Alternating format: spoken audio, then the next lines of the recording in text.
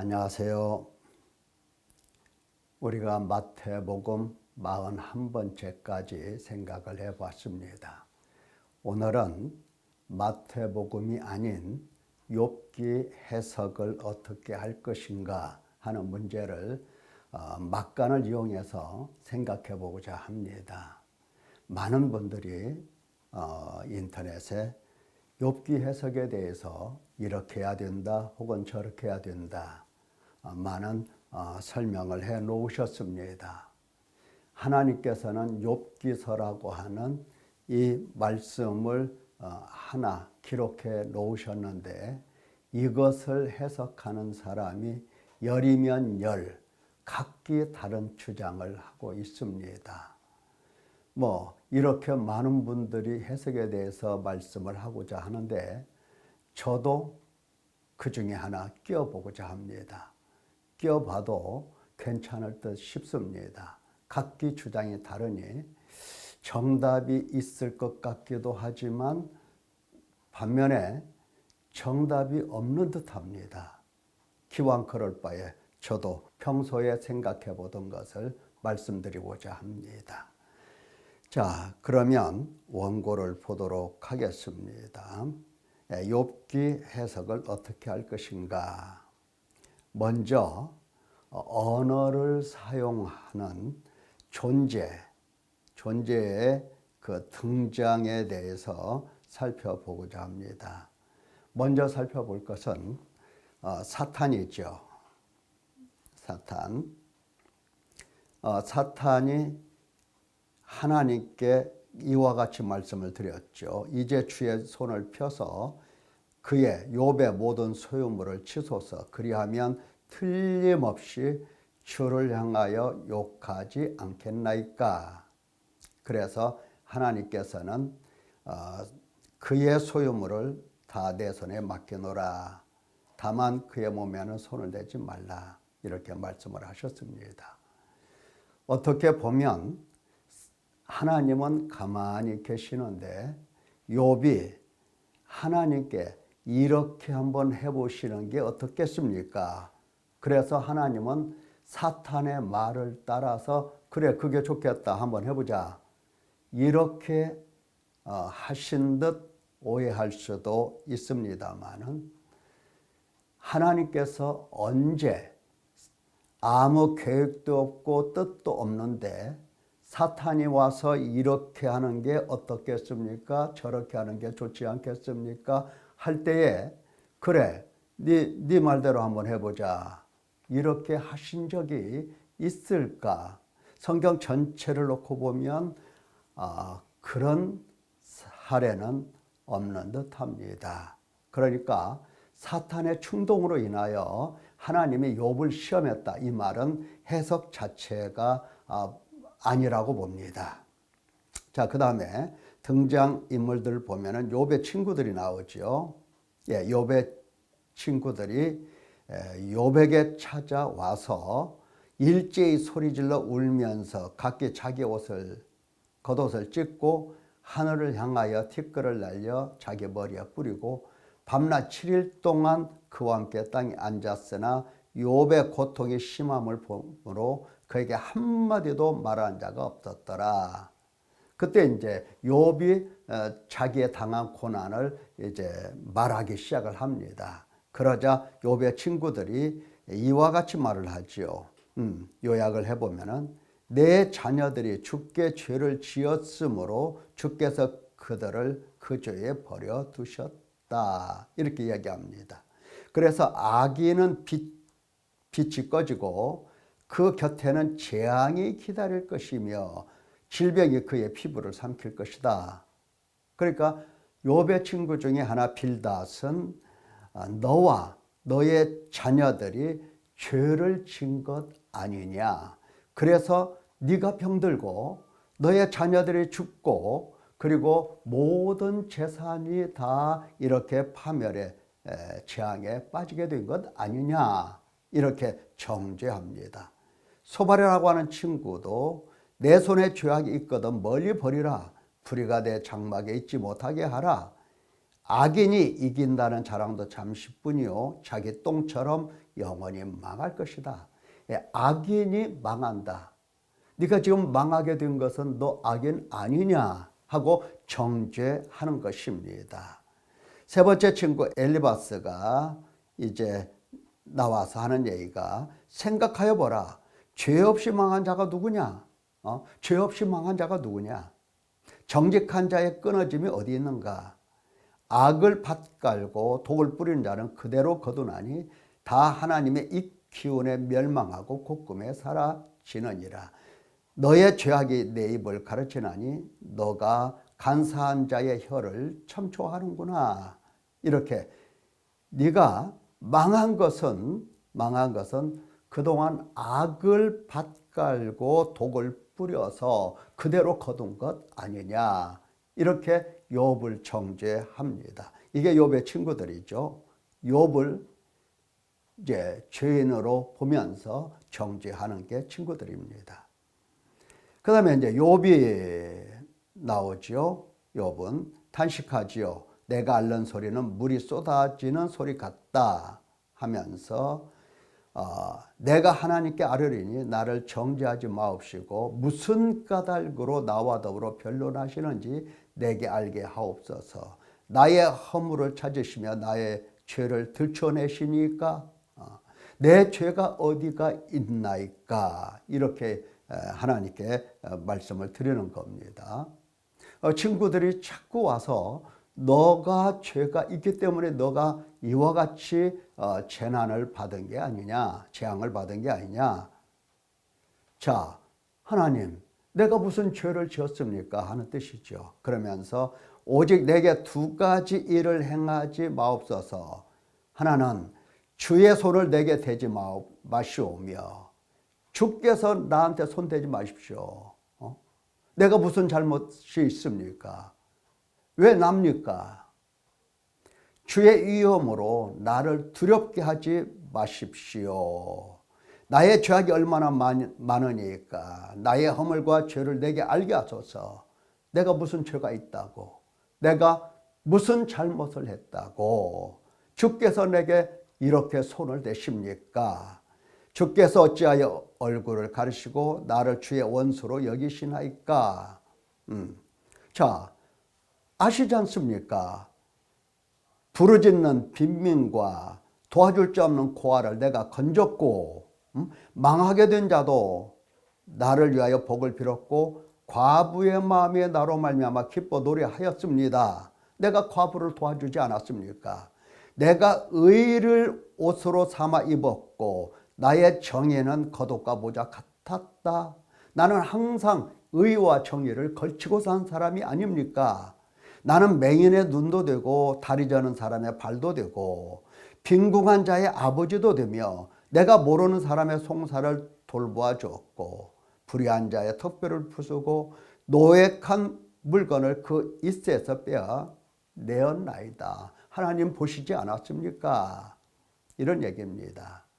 자, 욥과 욥의 세 친구의 이야기를 쭉 들어온 곁에 있는 람종족 부스 사람 바라겔의 아들 엘리후가 갑자기 등장하지요. 그러면서 화를 내면서 욥에게 화를 내면 욥이 하나님보다 자기를 의롭다 하며 세 친구에게 화를 내면 그들이 능히 대답하지 못하면서도 욥을 정죄함이라. 등장인물 중에서 욥의 세 친구들은 욥을 정죄했고 그 다음에 그는 하나님보다 자기가 의롭다 이렇게 주장을 했다 하고 엘리후가 이야기를 합니다. 자, 엘리후가 욥의 말을 받아서 하는 이야기 좀 더 들어보면 욥이 이르기를 나는 깨끗하여 악인이 아니며 순전하고 불의도 없거늘 참으로 하나님이 나에게 잘못을 찾으시며 나를 자기의 원수로 여기사 내 발을 착고에 채우시고 나의 모든 길을 감시하신다 하였느니라. 욥이 말하기를 내가 의로우나 하나님이 내 의를 부인하셨고 내가 정당함에도 거짓말쟁이라고 하였고 나는 허물이 없으나 화살로 내 상처를 입혔노라 하니 어떤 사람이 욥과 같으랴 욥이 비방하기를 물 마시듯 하며 악한 일을 하는 자들과 한패가 되어 악인과 함께 다니면서 이르기를 사람이 하나님을 기뻐하나 무익하다 하는구나. 그대는 이것을 합당하게 여기느냐? 그대는 그대의 의가 하나님께로부터 왔다는 말이냐? 라고 욥을 책망합니다. 자, 그 다음에 이제 언어를 사용하는 등장 인격체 중에서 이제 하나님이 마지막으로 엘리후를 이어서 등장하십니다. 여호와께서 또 욥에게 일러 말씀하시되 트집 잡는 자가 전능자와 다투겠느냐? 하나님을 탓하는 자는 대답할지니라. 지금 하나님을 탓하죠. 너는 대장부처럼 허리를 묶고 내가 내게 묻겠으니 내게 대답할지니라. 네가 내 공의를 부인하려느냐? 너의 의를 세우려고 나를 악하다 하겠느냐? 욥에 대하여 하나님께서 보시는 죄악입니다. 너의 의를 세우려고 하나님의 공의를 부인하고 하나님을 악하다라고 하는 것이 욥의 죄입니다. 하나님께서 보시는 욥의 죄. 예. 자, 이와 같은 등장인물들의 그 하는 말들을 가만히 들어보면 고난당하는 이 욥을 통해서 하나님을 바라보는, 하나님을 해석하는 눈들이 이와 같습니다. 사탄도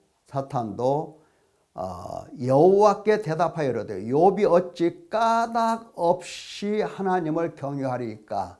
이유가 있으니까 경외하는 거 아닙니까?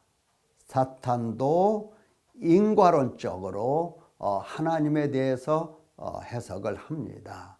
인과론이 뭡니까? 원인을 두고 결과를 말하는 겁니다. 그러니까 하나님께서 욥을 둘러주시고 복을 주시니 욥이 하나님을 섬기는 거 아닙니까? 욥의 재물을 다 빼앗아 버린다면 욥이 하나님을 욕하지 않겠습니까? 이렇게 사탄이 보는 거고 욥의 친구들도 마찬가지입니다. 인간으로 봐요. 네가 죄를 졌기 때문에 하나님이 이와 같이 너에게 어떻게 하신다? 재앙을 내리신 거다. 욥도 마찬가지예요. 욥도 내가 언제 죄를 지었느냐? 나는 하나님 앞에 참으로 의롭게 살았는데 의롭게 산 내가 이와 같이 재앙을 받는 게 그게 옳은 거냐? 하나님이 잘못한 거다 하면서 인과론적으로 해석을 합니다. 그러니까 사탄이나 욥의 친구들이나 욥이나 다 똑같이 생각하는 욥의 정신 상태는 언제나 이유가 있고 결과가 있다 이렇게 보는 겁니다. 자, 남종족 부스사람 바락의 아들 엘리후가 화를 내면서 욥에게 화를 내면 욥이 하나님보다 자기가 의롭다 하며 또 새 친구들에게 화를 내면 그들이 능히 대답하지 못하면서도 욥을 정죄했다 이렇게 이야기하죠. 예, 중요한 이야기입니다. 사탄과 욥의 친구들의 하나님의 하시는 일 혹은 하나님을 바라보면서 항상 원인과 결과로 해석을 합니다. 그게 무슨 잘못일까? 보면 압니다. 인과론의 착각과 모순이라고 이렇게 이야기하는데 착각이라고 하는 것은 뭡니까? 실제를 다른 것으로 보는 거고 모순이라고 하는 것은 앞뒤가 안 맞는 겁니다. 자, 인간의 지각과 인식 과정을 잠시 살펴보도록 하겠습니다. 지금 욥과 욥의 친구들 어디가 잘못됐다고 합니까? 하나님이 직접 말씀하시죠. 너희가 그러니까 엘리바스에게 여호와께서 말씀하시되 내가 너와 내 친구에게 노하노니 노하신다 진노하신다는 겁니다. 노하노니 이는 왜냐하면 너희가 나를 가리켜 말한 것이 내 종 욥의 말과 같이 옳지 못하다. 42장 7절 말씀에 이렇게 하시면서 이 말씀을 반복해서 또 하십니다. 8절에서 자, 너희가 나를 가리켜 말한 것이 내 종 욥의 말과 같이 옳지 못함이라. 하나님께서 지금 잘 보십시오. 욥도 또 욥의 친구들도 똑같이 하나님에 대하여 뭔가 착각하고 있다라고 말씀을 하고 계십니다. 말하는 거 보니까, 생각하는 거 보니까 그렇다는 거예요. 예. 그러니까 욥과 욥의 친구들의 문제점은 어디에서 드러납니까? 이 손가락에서 혹은 발가락에서? 아니죠. 마음입니다. 마음. 우리 인간의 마음은 어떻게 구성이 되어 있죠? 지성과 감성과 의지로 되어 있어요. 예. 그러니까 감성이라고 하는 것은 오관으로 감각하고 지각하여 표상을 형성하는 인간의 인식 능력이라고 되어 있어요. 그러니까 감각을 통해서 뭔가 지각, 그러니까 깨닫는 겁니다. 감각을 통해서 깨달아요. 그 깨달은 것을 이 지성이 정리하고 분석하고 그 다음에 분석한 것을 통합하고 이것을 바탕으로 새로운 인식을 낳습니다. 새로운 인식을 갖게 돼요. 이 새로운 인식을 갖게 되면 이 사람은 어떤 목적을 실현하기 위해서 자발적으로 의식적인 행동을 하게 됩니다. 이게 바로 의지죠.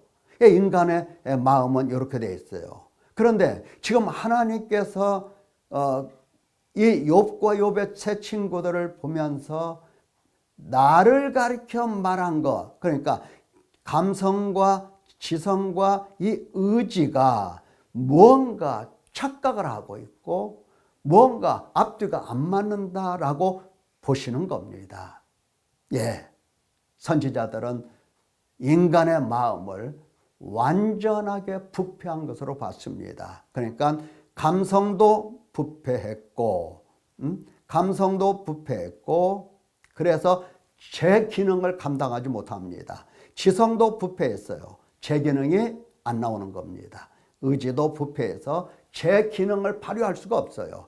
그러니까 하나님과 하나님께서 행하신 일들을 보면서 하나님을 잘못 보는 겁니다. 옳지 못한 거예요. 하나님을 잘못 보는 거예요. 이것을 우리가 깊게 생각을 해 보아야 합니다. 지금 욥도 혹은 욥의 친구들도 혹은 사탄은 의도적으로 그렇게 얘기를 하는 겁니다. 하나님께서 돌봐 주시니까 물질로 건강으로 자녀로 복을 주시니까 그가 섬기는 것 아닙니까? 하나님을. 이 인간 내가 길들였고 내가 만들어 놓은 겁니다. 아마 내 말이 맞을 겁니다. 사탄이 그렇게 얘기한 거고. 하나님께서는 사탄의 말은 처음부터 틀리고 잘못됐다는 것을 아시고 사탄은 고쳐줄 생각이 없어요. 하나님께서. 그래서 지금 욥과 욥의 세 친구들에게 집중하면서 그들의 잘못을 가르쳐 주시는 겁니다. 자, 욥을 보실 때에 훌륭한 자, 동방 사람 중에 가장 훌륭하다고 하셨어요. 그리고 그와 같이 온전하고 정직하여 하나님을 경외하며 악에서 떠난 자는 세상에 없다라고 말씀하셨어요. 이 말씀 잘 들어야 됩니다. 하나님께서 다른 사람들 중에서 착하다, 선하다, 의인이다 이렇게 말했다고 해서 하나님 앞에 더 성화되고 더 회개해야 되고 더 거룩해져야 할 그 내용이, 그 측면이 없다라고 하나님이 말씀하시는 것이 아닙니다. 예수 그리스도를 믿으면 하나님은 의인이라고 칭해 주십니다. 의롭다 하십니다. 의롭다고 하시니까 내가 마치 의인이 된 것처럼 착각을 하는 경우가 있어요. 그것을 가리켜서 도덕적 착각이라고 얘기하는 겁니다. 실제로는 거룩하지 못하고 성화되지 못했어요. 하지만 하나님은 의롭다고 하셨습니다. 그러면 의롭다고 하신 하나님 앞에서 하나님의 성품을 따라서 하나님의 그 형상을 따라서 하나님과 같이 점점점 변화되어야 하는 겁니다. 하나님을 닮아가야 된다는 거지요. 그런데 인간은 이 지성과 감성과 이 의지 속에 뭔가를 설정해 놓습니다. 이것을 한계라고 얘기할 수가 있어요. 이렇게 설정해 놓고 이 한계를 넘어서지 못하는 겁니다. 이만큼 설정해 놓고 이렇게만 하면 충분해. 그러니까 내가 10계명만 지키면 내가 더 무엇을 하나님 앞에서 행해야 되겠습니까? 라는 생각을 하게 돼요. 그것이 바로 도덕적 착각이라고 하는 겁니다.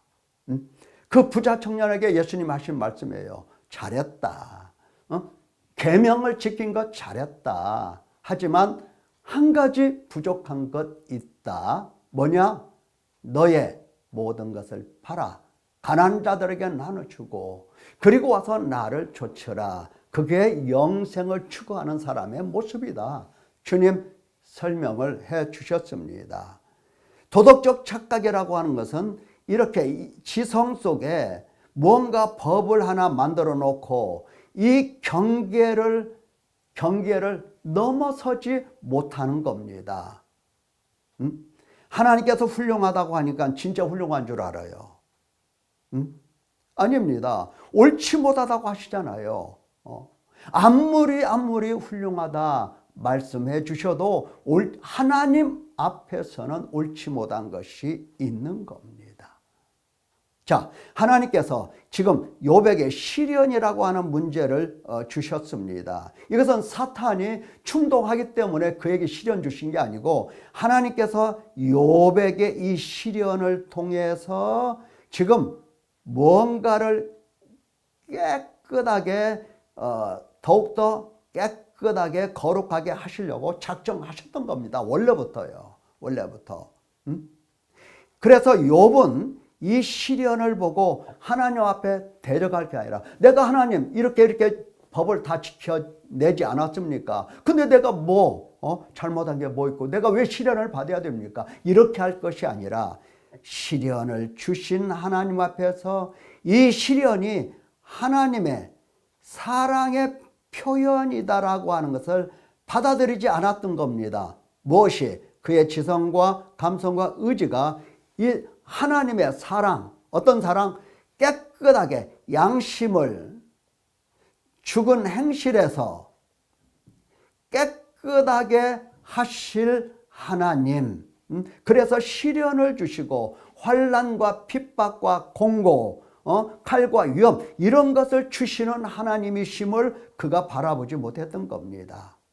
시련을 통해서 하나님의 사랑을 깨닫고 나의 모든 것을 다 이제 하나님께 온전히 맡겨드리면서 하나님께서 나를 인도하셔야만 내가 하나님의 형상을 닮을 수 있고 내가 더욱더 성화될 수 있고 내가 더욱더 거룩해질 수 있다라고 하는 것을 깨달으면서 잠자코 시련 주시는 하나님 앞에서 내가 지금 회개할 것이 무엇인가 생각하면서 잠자코 하나님을 따라가는 그러한 겸손의 모습이 있어야 했다라고 하는 겁니다. 내가 이만큼 지성의 경계를 두고서 내가 이렇게 했는데 이게 아니라 내가 비록 이렇게 했을지라도 하나님 저를 단련하소서.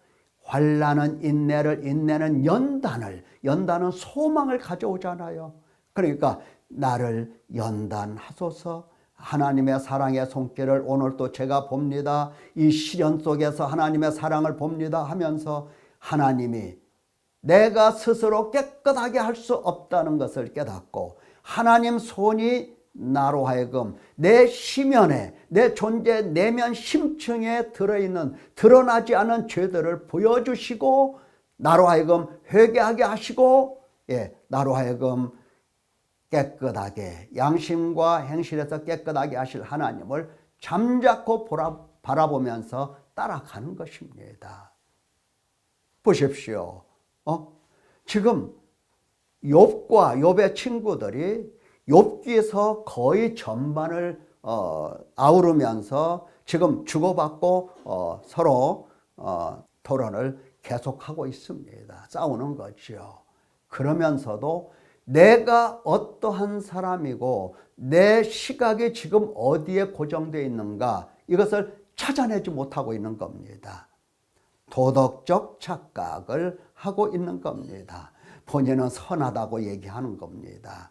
그러나 정말 하나님께서 선하다고 인정하실 만큼 됐으면 연단이 필요 없다는 거지요. 사실 이 시련을 통해서 하나님은 사랑으로 내가 너를 깨끗하게 하고 내가 너를 구하고 내가 너를 사탄의 권세에서 지금 하나님께로 데려온다라고 하는 것을 깨달아 하나님께 감사, 찬송, 영광 돌려야 할 이 사건이 욥에게 일어났던 겁니다. 누구보다도, 어떤 사람보다도 더 특별한 지금 복을 지금 욥에게 내려주신 거라고요. 그래서 깨닫지 못하는 그에게 결국은 하나님은 연단과 치료를 해주시는데 그 치료가 바로 하나님을 보여주십니다. 통찰력을 가지고 올바른 알을 갖도록 하나님을 보여주셔요. 말씀하셨죠. 내가 땅에 기초를 놓을 때 네가 어디 있었느냐? 네가 깨달아 알았거든 말할지니라. 네가 낚시로 리오야단을 끌어낼 수 있겠느냐? 노끈으로 그 혀를 맬 수 있겠느냐? 리오야단이라고 하는 것은 괴물, 그 당시에 통용되는 괴물이었습니다. 네가 낚시로 괴물 낚을 수 있냐? 이것은 하나님을 보여주시는 겁니다. 뭘 보여주신다고요? 초월성, 신비하신 하나님을 보여주시는 겁니다. 그때 욥은 이제 하나님의 초월과 하나님의 계획을 알아듣고 주께서는 못하실 일이 없사오며 무슨 계획이든지 못 이루실 것이 없는 줄 아오니, 그러니까 하나님의 초월과 하나님의 이 계획을 비로소 알아듣게 되는 겁니다. 깨닫지 못한 일을 말하였다. 알 수도 없고 헤아리기 어려운 일을 말하였나이다. 내가 말하겠사오니 주는 들으시고 내가 주께 묻겠사오니 주여 이제 내게 알게 하옵소서. 쉽게 말해서 하나님 앞에 손 들고 천부에 의지 없어서 하면서 자기 자신을 온전히 하나님께 내맡깁니다. 내가 주께 대하여 귀로 듣기만 하였사오나 이제는 눈으로 주를 배웁나이다. 뭐가 고쳐졌어요? 오감. 감성을 통한 인식 능력이 새롭게 된 겁니다. 그래서 티끌과 재 가운데서 회개하나이다. 어떤 사람들은 자꾸 티끌과 재 가운데서 위로를 받나이다 이렇게 자꾸 해석하려고 하시는 분들이 많이 있어요. 이건 뭐 평신도들이 그런다는 게 아니고 학자들이 그러고 있습니다. 회개입니다. 회개. 위로가 아니에요. 사랑하는 성도 여러분, 욥기를 어떻게 해석할 것인가? 한마디로 말하면 하나님은 사랑하시는 자들에게 시련을 주셔서 그로 하여금 이제 보지 못하는 죄들을 보게 하시고, 그리고 그가 하나님 앞에서 회개하도록 만들어내십니다. 그게 하나님의 인자심이에요. 하나님의 긍휼이 많으신 하나님의 사랑입니다. 하나님의 나를 찾아오셔서 내게 나를 집중하고 어려운 일을 주시고 고난, 고통스러운 일을 겪게 하실 때에 하나님의 사랑의 손길임을 알아듣고 하나님 앞에 내가 용서를 받고 깨끗하게 정화되어야 할 문제점이 무엇인가를 발견하고 하나님 앞에 회개할 수 있기를 예수님의 이름으로 축원합니다. 감사합니다.